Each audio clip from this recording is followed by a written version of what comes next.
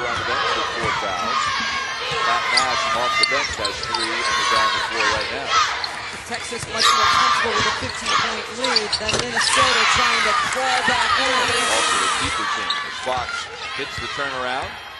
So she's got 15 points. Her coach, Pam Borton, says of Fox, she's why we're here. She accepted the responsibility and put the team on her shoulders.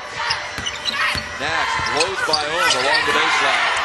You think she's going to take that 3? She's taken a couple already. Little head fake, little show and go.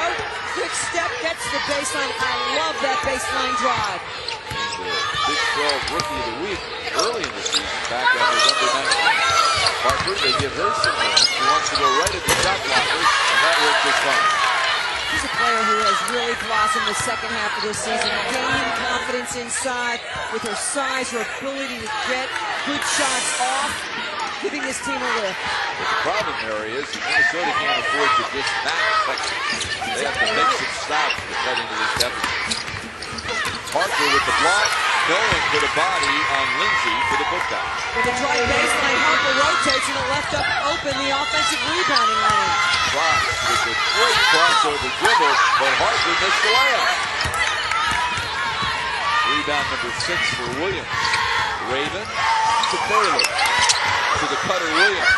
Couldn't handle it, but Bailey out-hustled everyone and keeps the possession alive.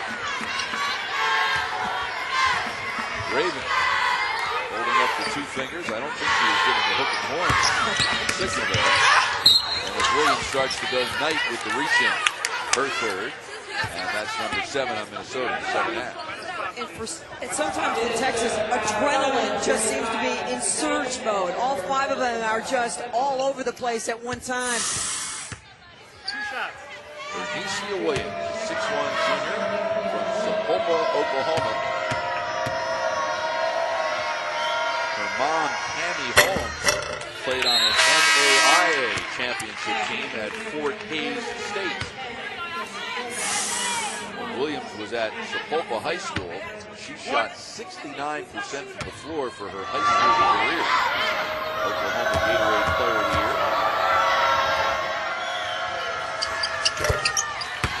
2 years ago, she injured her knee against Duke, against the team that was coached by her current coach. The chronic injuries have really limited her explosiveness, but she certainly is a major contributor to this team. Campbell with the runner, and Lindsay got a piece of that one. That's her 5th block shot of the night. Again, Bob, every shot, every pass contested, nothing coming easy for Minnesota. Texas perhaps 7.5 minutes away from a date with the number 1 ranked team in the country. But there was not good communication going on there. Well, probably more than will be on Tuesday. Texas and UConn again, they met in the semifinals of the Final Four. In 2003, UConn won a very closely contested game, and then 2 nights later beat Tennessee for their 2nd straight championship, their 4th of 5 overall. Bailey with her 11th and 12th points of the night. She's in double figures for the 12th time this year. Fox with the pull-up. Rebound, Lindsay. Her 7th of the night. Raven will walk it up the floor. How about the versatility of Raven? She can do so much of the offensive end. And with Portillo spending much of the evening in foul trouble, Raven has even worn the point guard's cap.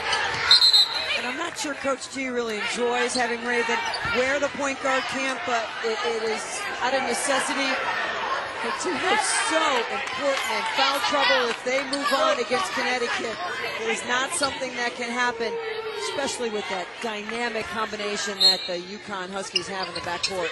And Rebecca, we see Raven wearing that mask to protect her broken nose, and you have some experience with that. What's it like to wear that?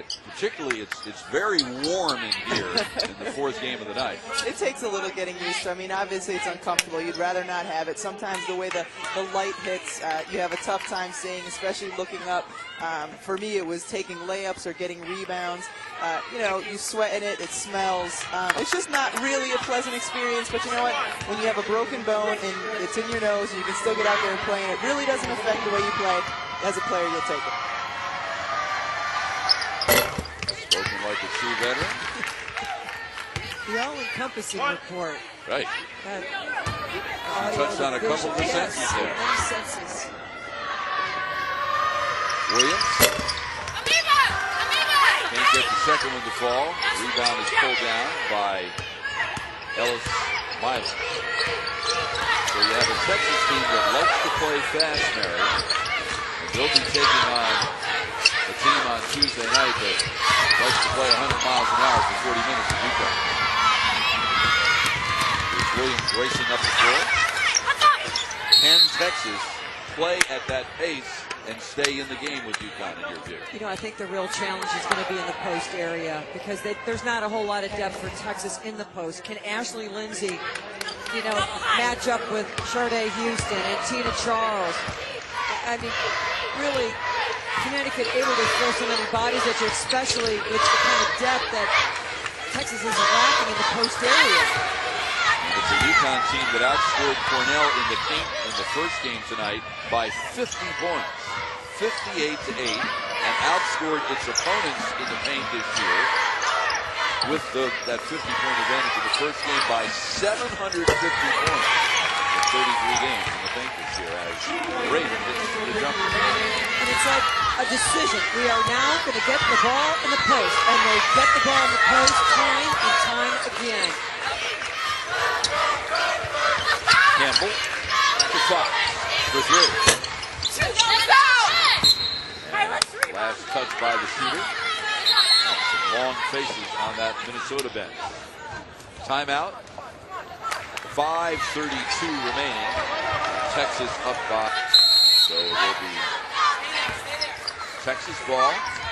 Full court pressure employed by Minnesota. Raven took care of that all by herself. The Bailey.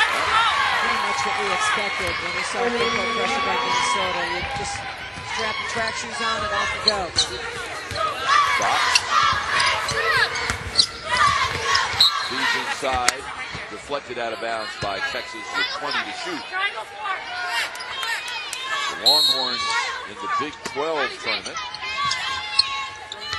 before getting to the NCAA tournament, defeated Texas Tech in the first round, Baylor in the quarterfinals, they're losing to Oklahoma State in the semifinals.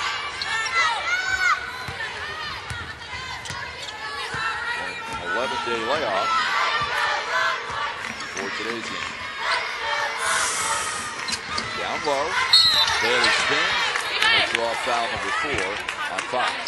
I really love that isolation when you clear out for a powerful guard, go down low, and just post up 1-on-1. That's a play you see a number of teams run. Stanford loves to run that as well. It's extremely effective. To the line will go Erneisha Bailey, as opposed to her teammate Erneisha Williams. Her parents have made every game this year except for games against Oklahoma, in Austin against Oklahoma. That's pretty impressive. Not exactly a short commute from Kansas City to the Austin campus of the Longhorns. At Pembroke Hill High School, Bailey was a Nike WBCA All-American and was the Gatorade Player of the Year in the state of Missouri her senior year. Fox, down low tonight, double team. Comes to McCoy for the pull-up. Rebound batted out of bounds as Williams and Nash got tangled up. A couple of teammates. Portillo back in the lineup despite the 4 fouls with 4:27 remaining. The discipline of the post defense by the Texas post has really been impressive. They haven't been leaning. They stay active on you. They get straight up and down. When they contest, they're going for the basketball. It's really been impressive to watch. Fox for the pull-up. He's got 17 points.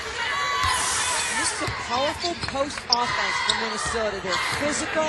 They get to the line, and it just hasn't come about tonight because of the defense of the Texas Longhorns. Fox basket into the 13-0 run. What a screen that Rachel Rensler applied. And Ellis Milan comes racing up the floor, trying to make sure everything's still intact. They did struggle winning on the road in conference play, however. They lost their first 6 Big 12 road games. On Friday, catch the NCAA